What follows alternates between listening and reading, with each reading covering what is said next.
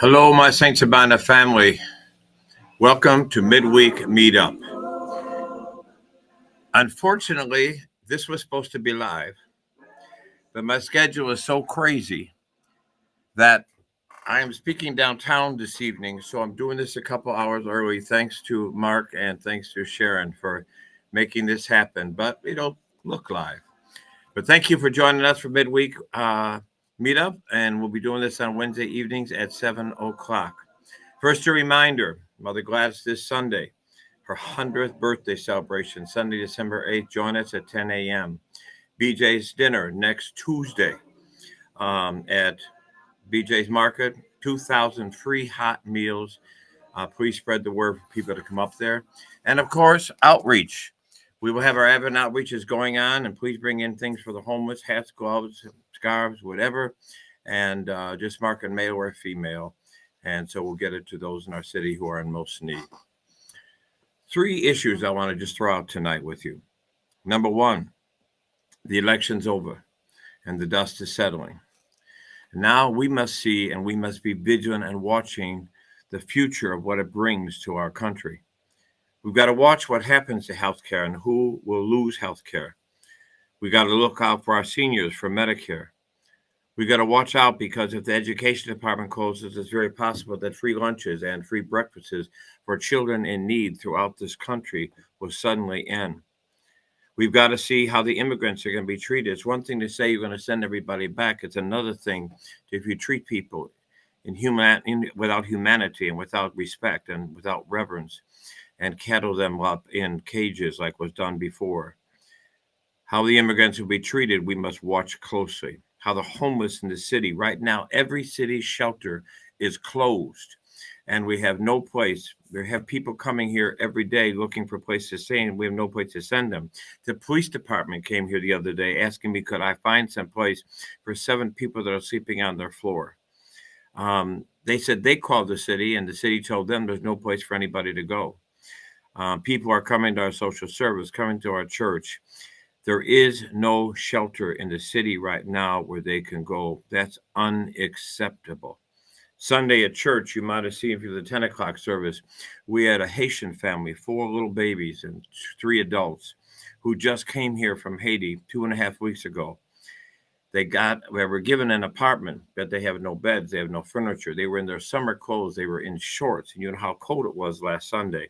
And they just begged for anything at all. So we got them coats and we got them beds ordered, but they have absolutely nothing but bare floors for the 7 of them, and 4 of the little babies are just toddlers.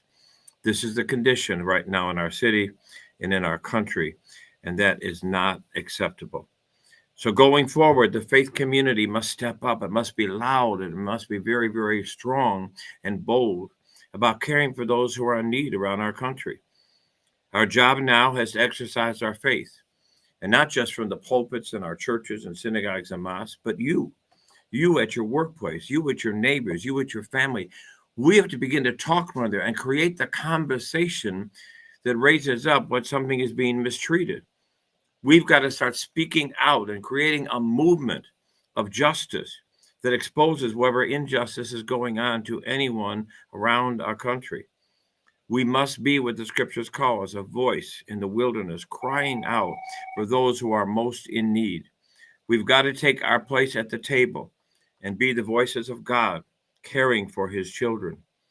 We can't and we won't do that unless it's clear who is our Lord, who is the head of our lives, who is the King of Kings in our heart and our minds and our lives.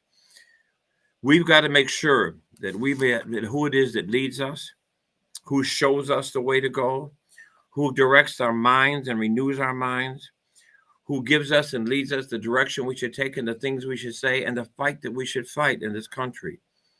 We must understand that if he is not our anchor, we are not going to have the courage nor the sensitivity. And this country has become very insensitive. We can see people sleeping on the side of the road. We can see people under viaducts. We can see people eating on a garbage can, and we become so used to it. We can become accustomed to it. We cannot be accustomed to injustice and to sisters and brothers who are hurting. So we pray, and I pray that God will give all of us the sensitivity to care for others. Carry an extra pair of gloves or a hat or a $5 Dunkin' Donut card in your car when you're at a stoplight and somebody's hurting. Hand it to them, give it to them. Something you may just have in your drawer that you don't use anymore. Let's do our part to care for people, but also fight a system that neglects people and abandons people and leaves them out to die on the streets of Chicago. These are cold winter days we have this week. But unfortunately, many have no place to go, including shelters. So let's put our faith to work and let's be vigilant and being voices, like I say, not just in church on Sunday, but with your neighbors, with your phones, with your friends, with your co-workers. And when you're in the store, standing in line to the ATM machine, raise the conversation. Let's create a sensitivity and an urgency to stand up when you see something wrong in this country. Second issue I want to bring up to you is, to date, we have 502 people who have been shot and killed in the city of Chicago. 2,328 people wounded in the city of Chicago just this year. This is unacceptable. This is immoral. We are still having more people killed in Chicago than New York or Los Angeles, which are larger than Chicago. We have to deal with this violence. There's a group of us ministers who have been fighting for the last 7 years, and we've been meeting with every administration, including the present administration, who promised us before Mayor Brennan got elected, and since he's been in office, that he would open a gun violence office. Why is that important? Because we want to put all of the violence programs, prevention, trauma, and concern and help and care for our people under one umbrella that's transparent, that we not only know where money is going, but also so we can hold people accountable. There ought to be benchmarks that if you're getting money, you do something with it. And the money's just not being thrown out to friends and favors, and nothing is helping here on the street. So we want to make sure that an office for gun violence is put into effect. People say, well, the budget in the city is already way overpriced. Well, understand there's more money spent by ignoring this, that every single person shot costs hundreds of thousands in this city.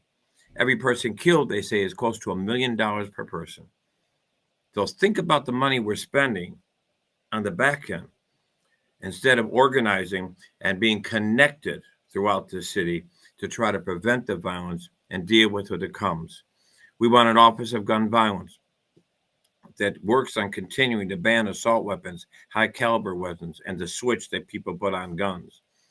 We want to do street intervention. We want to do mentoring. We want to be able to offer opportunities for our young people to get involved in activities. We want to offer them jobs. We want to have economic development in our communities that have been neglected. We're also working hard, and you'll see an op-ed will be coming out in the Sun-Times in the next few days. There's a group of us, Brian Samuels and Arnie Duncan and Dr. Rogers from University of Chicago Trauma Unit, and myself. I've been pushing for the last 8 years that why are we not doing something in our schools? Yes, we got to stop the flow of guns. Yes, we've got to do intervention on the street. Yes, we've got to help with the trauma afterwards.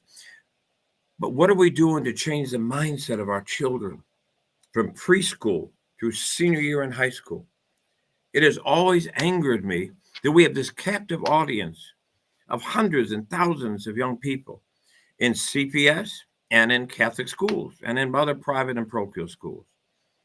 They're there every single day. Why do we not have a curriculum from preschool through senior year high school that helps our children and equips our children with the skills and the necessary things they need to make right choices?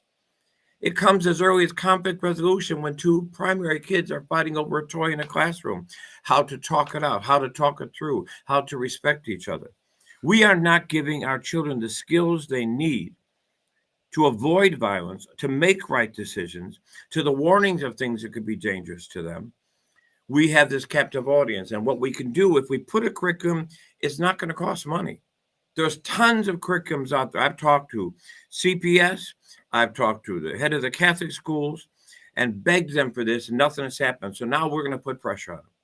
And we'll be meeting with Pedro Rodriguez, and we're also meeting with Mr. Richmond from the Catholic schools. And we'll be saying to them, listen, there's curriculum out there. All we need to do is put in the school. So from preschool to senior high school, we are equipping our children with the necessary school and talents and abilities, not only to make right choices for themselves, but they can become the peer leaders. They're the ones who can talk to their friends on the street, their neighbors on the street, when they're gathering downtown. They can be the leadership who other children will listen to, and not adults like myself. So we have to make sure we're doing everything possible to stop this violence that is ravaging our communities and burying our future. So we're going to beg and we're going to push. You'll be hearing more about this as we go forward. So the CPS and the Catholic school system need to be held accountable for putting a curriculum in for all these children to sit in our desks every single day, but we're not equipping them. Third point I want to talk about is Advent. We're in this season. Last Sunday, we talked about how do we become the best church we can be and the church Jesus wants us to be. Last week, we talked about the 6 things that church shouldn't be. This Sunday, I'll be talking about the 6 things church should be. But in the meantime, let's look at this Advent season. Mary's told by the archangel she's pregnant. She's about to bear the Son of God. She runs to Elizabeth. She runs to Elizabeth to tell her the good news that she's pregnant with the child of God. She's pregnant with this one who they said to call Emmanuel. Remember what happens there. As she comes to the child, we're told that the child inside of Elizabeth leaps with joy at just the presence and the meeting of Mary, who's carrying Jesus. So when she brings the presence of Jesus into the presence of Elizabeth, who's pregnant, the child inside of her leaps up just being in the presence of God. Because of what Mary was carrying, something leaped in Elizabeth. I want to ask you the question. What are you carrying? What are you carrying in you? Are you carrying anger? Are you carrying grudges? Are you carrying bitterness? Are you carrying disappointment or despair? Are you carrying hate or anger? What is it that you're carrying inside of you? What is it that you're bearing inside of you? Because when you bring that in the presence of others, you're bringing something and calling something out of them. In our world, we do not need to bear and to bring into other company, into other conversations, other presence of others. We do not need to be carrying stuff in us that we should have dismissed from us for our own peace of mind, for our own strength, for our own comfort. But we certainly shouldn't be bringing it to our workplaces, to our family members, to the strangers in the street, to the marketplace, to our co-worker. We should not be bringing this to anybody else, starting with ourselves.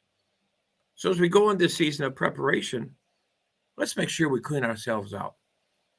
Let's do a real cleaning out of us, and let's rev up the presence of God in us, the joy of God, the peace of God, the love of God, the God who lives in us is greater than the he in the world. So that we are bringing that, and that's what we're calling. We ought to be in a place, no matter what anybody's going through at the workplace, in the house, on the street, that when we come to them, there ought to be something leap in them that gives them joy. There ought to be something that leaps in them that gives them hope. There ought to be something leaped in them that gives them peace or feels the presence of love. Let's make sure that all the people we can touch every day, our lives are our pulpits. Our lives are our pulpits that every day we touch hundreds of people's lives. We have so many opportunities to either bring and bear Jesus or bring and bear the hurts, the scars, the wounds, the pain, and the loss that's inside of us. I challenge you to make the Christ child dwell richly in you. Let go of the stuff you're holding on to that's poisonous to you and becomes poison to everybody else you meet. We need vessels of light, not darkness. We need vessels of hope, not hopelessness, of love and not hate, of joy and not sorrow. Our world is so desperate right now. And we keep looking for somebody to make it the light, the hope, the peace, the joy, the good thing it's supposed to be. That's you. You're the one. You have opportunities every day to bring that to somebody in your home, on your block, on the bus, at your job, in the marketplace, standing in line at the cashier. You have so much ahead of you, so much that you can do and so much you can bring. You can touch the world and start a ripple effect, because that person you touched and deposited that in is now going to be going out to other people the rest of their day. Don't miss an opportunity to bring Christ to all the Elizabeths waiting to receive him. Lastly, let me close with this. There was a child who was sleeping in his bed, and the parents were in another room. There was a terrible, terrible storm going on. The thunder and the lightning was crashing. And the father told his wife, I'll go in, I'll go in. As he heard the child crying and screaming in the other room, he got up and he walked in there and he grabbed his son's hand. And he said, I'm right here. It's your dad. It's your father. I'm right here. It's okay. And his son's tears and his fear and his crying all ceased. Just like the winds and waves did when Jesus said, peace, be still. All he said to his child was, I'm right here. When you go through your storms every day, in your family, in your health, in your finances, in your marriages, with your children, at your job and your workplace, just living life and all the things you've got to deal with, the bills that come in, this season where there's so much going on. You're going to have lightning and you're going to have thunder. And it's going to shake you. And it's going to try to overwhelm you, because that's what the enemy tries to do. But listen to a God who is saying to you, I'm right here. It's your daddy. It's your father. I'm right here with you. And let him calm your cries and your screams and your fears, just like that physical father did to his son in the other room. He's wanting to give us peace. He does not want us to be afraid of the storms. He's already overcome the storms. He wants us not to be afraid and not to live in fear and not to feel alone or forgotten or abandoned. You're more than an overcomer. And you have a daddy who's running to your room to say to you, I'm right here. It's okay. It's going to be all right. Have a blessed of your week. I look forward to seeing you on this weekend, celebrating Mother Gladys' 100th birthday. Life has a lot of trials, but life has so much goodness out there. Keep your eyes open for the goodness, and may somebody see the goodness in you. Be safe. Be blessed. I love you.